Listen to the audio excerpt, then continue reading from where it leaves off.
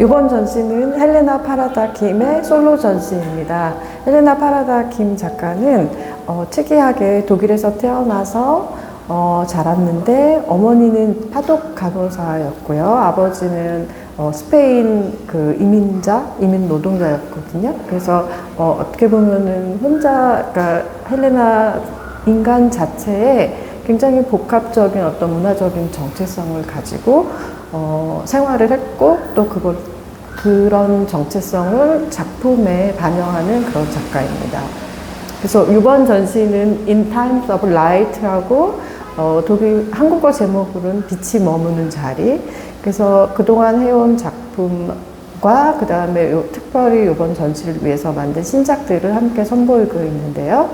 이번 전시의 특징이라 그러면 헬레나의 이제 주요 주제인 한복에다가 어떤 서양 미술사에서 있는 어떤 리퍼런스들을 같이 융합해서 접목해서 한 작품들을 선보인다는데 그 특징이 있습니다. Er findet deine Background, Hintergrundgeschichte mit deinem multikulturellen Hintergrund sehr, sehr interessant und er möchte kurz hören, wie du dein Leben bis jetzt so betrachtest. Okay. Ja, ich bin ja in Deutschland geboren und meine Mutter, die nach Deutschland gekommen ist als Koreanerin, als Gastarbeiterin, lernte meinen Vater kennen, der wiederum aus Spanien kam, und ich habe die beiden immer sehr bewundert und beneidet, weil sie aus den anderen Enden der Welt sich quasi in der Mitte trafen, in Köln, um dort gemeinsam ein Leben aufzubauen, eine Familie zu gründen, und diese Geschichte der beiden und eben diese Herkunft, die ich mitbringe aus diesen ganz unterschiedlichen Orten und Kulturen, hat mich eben immer inspiriert. 그러니까 살면서 부모님을 바라보면서 항상 부모님에 대한 어떤 존경심, 그 다음에 어떤 부모님이 이 지구 끝과 이 지구 끝에서 독일로 이민을 오셔서 함께 만나서 가정을 꾸리고 삶을 이제 독일에서 해나가는 그런 과정을 옆에서 이제 자식으로서 보면서 굉장히 큰 감명을 받았다고 해요. 부모님한테 제일 우선은. 네. Ja, er findet vielleicht deswegen aus diesem Hintergrund oder halt diese Geschichte von deinen Eltern oder auch wie du gewachsen bist in diesem multikulturellen Kontext. Ist das auch so ein Einflussfaktor auf deinen Kurs, auf deine Kunstwelt sozusagen? Ja, auf jeden Fall. Also es ist tatsächlich so entstanden, ohne dass ich das bewusst geplant habe. Aber meine Prägung als Künstlerin, die ganz stark von der europäischen Kunstgeschichte beeinflusst ist, auch durch meinen Vater bedingt, der mich sehr, sehr früh das Zeichnen und Malen gelehrt hat und auch die europäische Kunstgeschichte, das habe ich so in mir drin. Und damit, mit diesem Handwerkszeugs, sage ich mal, mit dieser Ausbildung, wiederum habe ich mich sehr inspirieren lassen von der Geschichte meiner Mutter und von den Einflüssen aus Korea.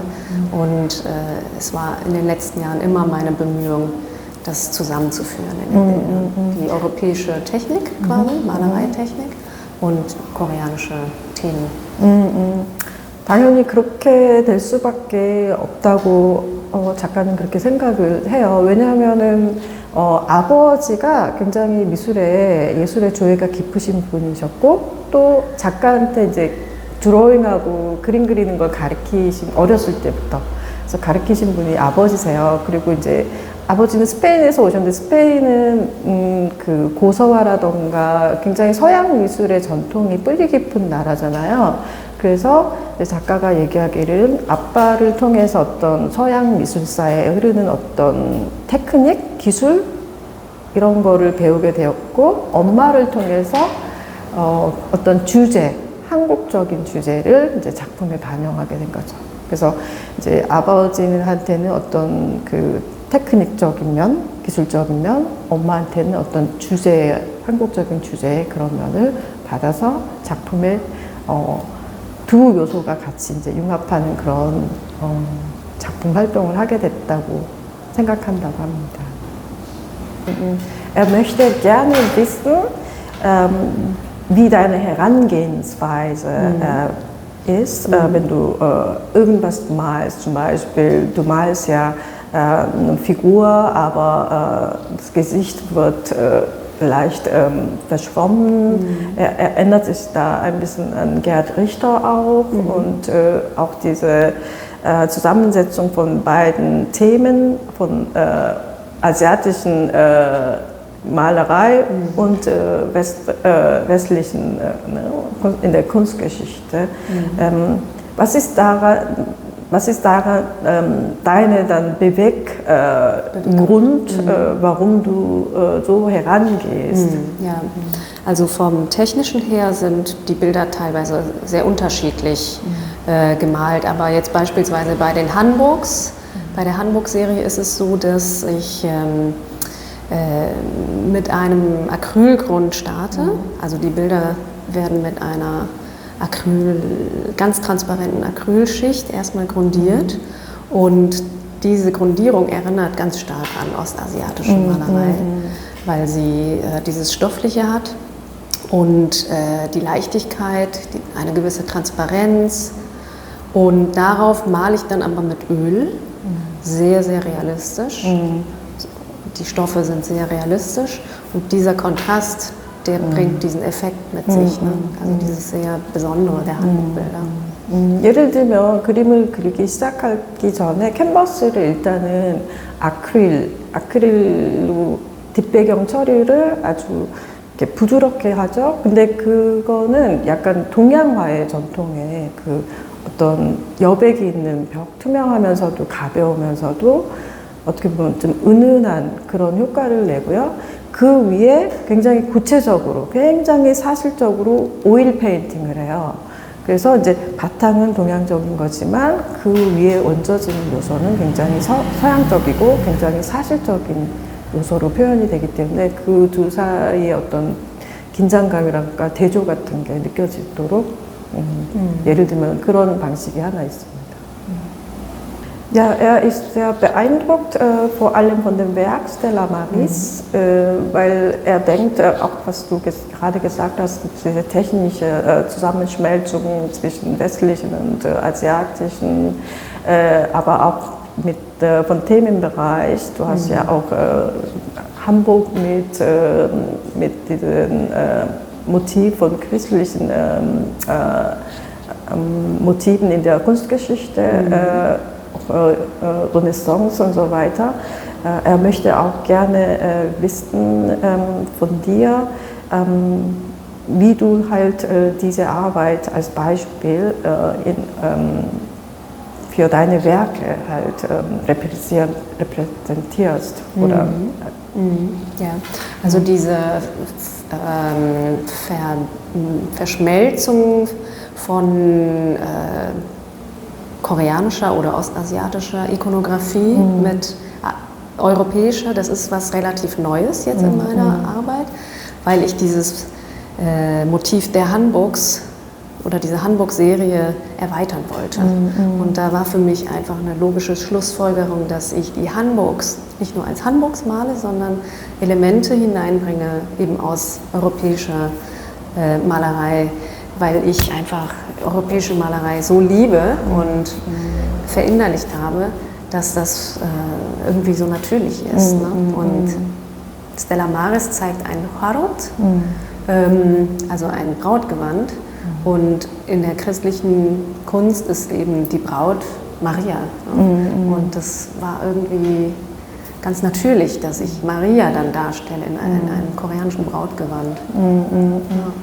예, 작가가 이 그림을 그리기 시작할 때는 그 전에 작가는 주로 이제 한복 자체만을 그리다가 이제 한복에만 주제를 국한시키는 게 아니라 이제 나는 그 서양화의 기술을 배우고 서양화를 너무너무 이제 사랑을 하고 서양화에 대한 어떤 전통에 대한 어떤 그 굉장히 외경심이 있는 작가로서 그러면은 이 한복에다가 조금 더 주제를 확장시켜서 어떤 그 유럽의 전통 회화라던가 그 다음에 전통 회화의 모티브를 이 한복에 한번 접목을 시켜보자라는 생각에서 그런 일련의 시리즈를 만들기 시작을 했거든요. 이제 그 중에서 이거는 스텔라 마리스는 대표적인 건데 스텔라 마리스 작품의 그 모티브가 된 건 화롯이잖아요. 전통 홀레복.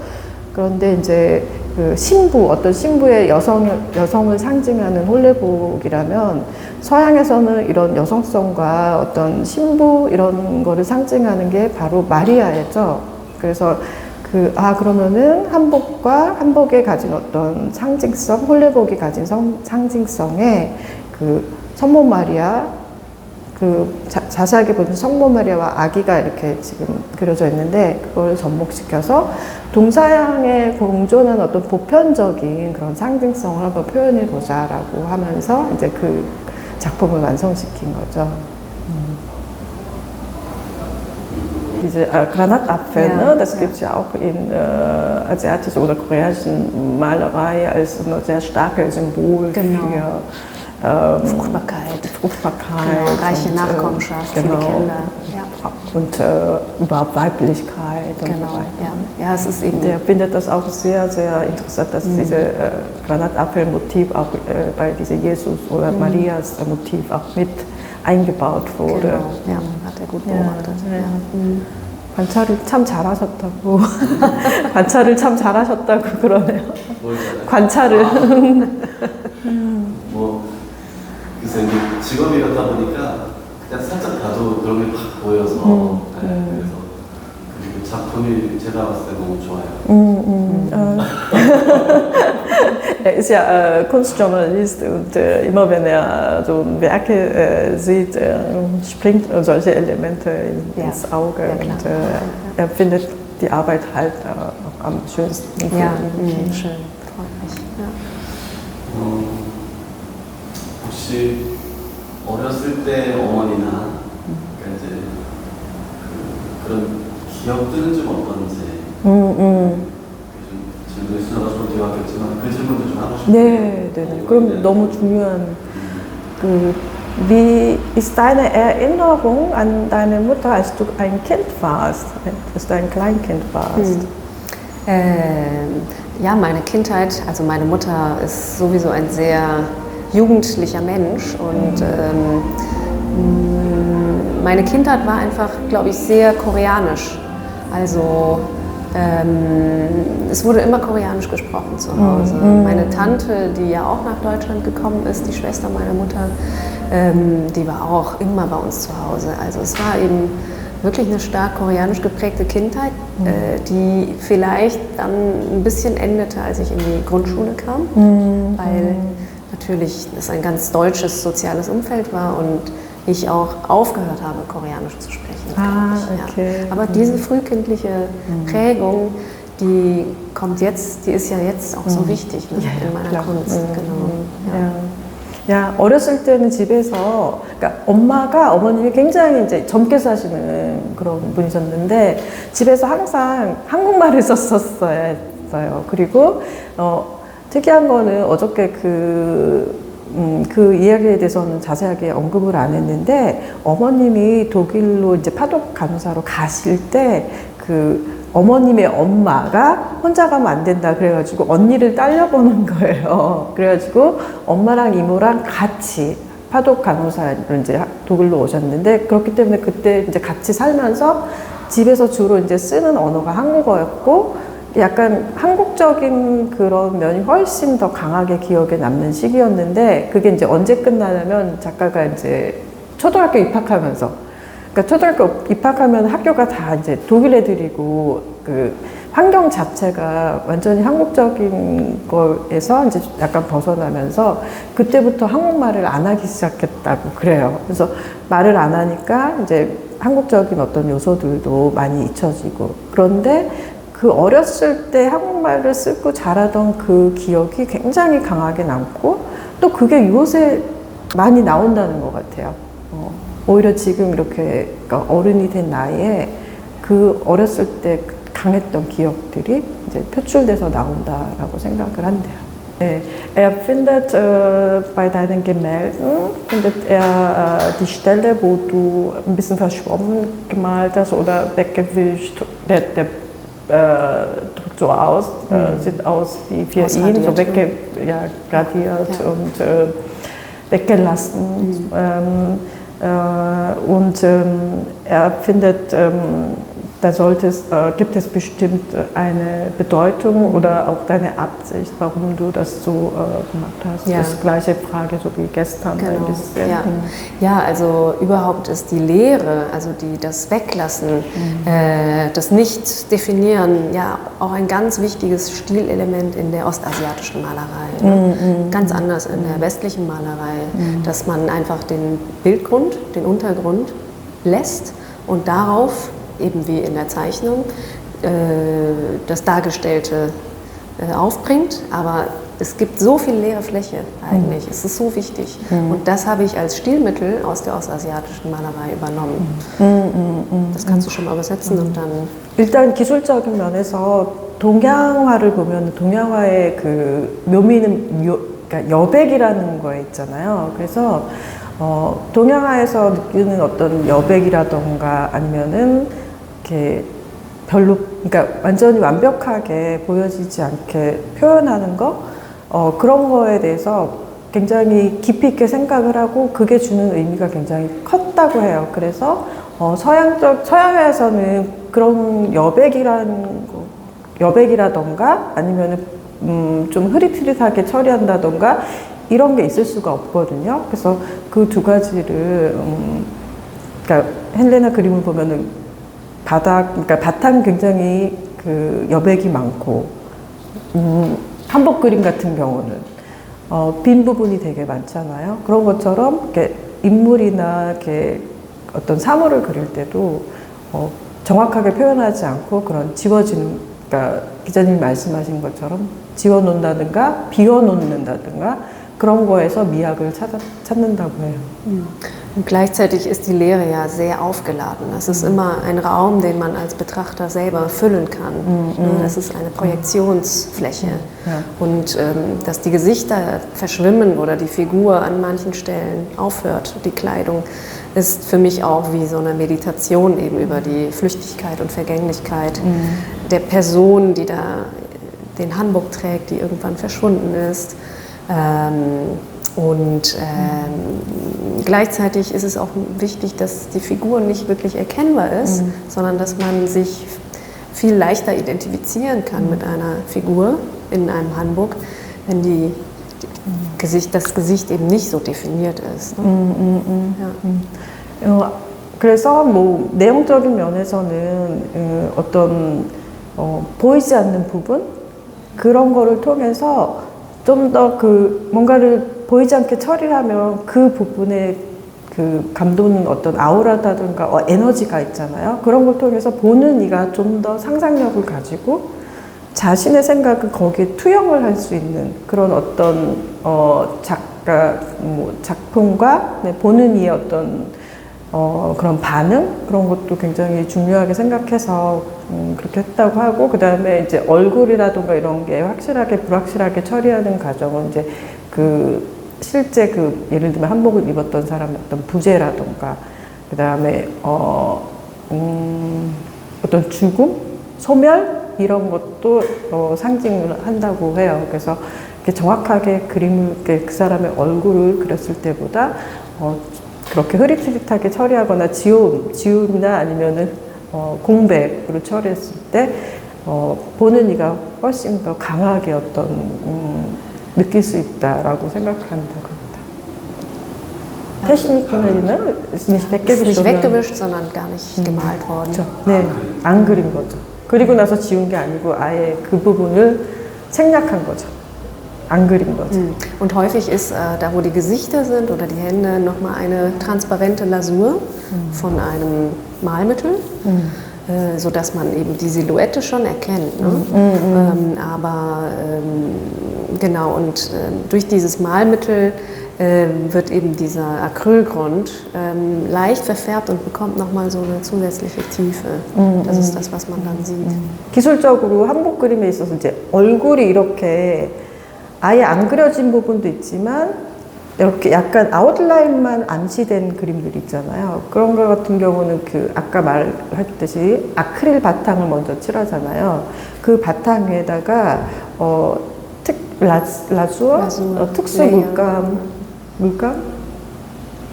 Layer maybe? Or 그쵸. 레이어 처리를 transparent 이렇게 하는 layer. 거. 그러니까 투명한 물감 같은 걸로 약간 성분이 다른, 아크릴하고 성분이 다른 투명한 물감 같은 걸로 이렇게 아웃라인 처리를 해서 약간 투명하게 바탕에서 이렇게 나오는 듯한 시각적인 효과를 낸다고 해요.